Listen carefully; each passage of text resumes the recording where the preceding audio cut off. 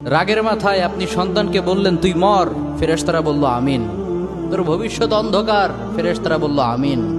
রেগে মেগে আপনি আপনার মেয়েকে বললেন জীবনেও তোর কপালে স্বামীর ভাত জুটবে না, ফেরেশতারা আবারও বলল আমিন। আচ্ছা, আপনি না সেই ব্যক্তি যে তার নিজের জীবনের চাইতেও সন্তানকে বেশি ভালোবাসেন? আপনি না সেই ব্যক্তি যে তার সন্তানের জন্য হাসতে হাসতে নিজের জীবনটাও দিয়ে দিতে পারেন? আপনি না সেই ব্যক্তি যে আল্লাহর কাছে নিজের চাইতেও সন্তানের জন্য বেশি দোয়া করে? তাহলে কি করে নিজের হাতে নিজের সন্তানের এত বড় ক্ষতি করতে পারলেন? Doesn't make any sense. Common sense বলতে কিচ্ছু নাই আপনাদের। আপনারা কি জানেন না আপনাদের রাগের মাথায় বদদোয়া করাগুলো ফেরেশতারা আমিন বলে?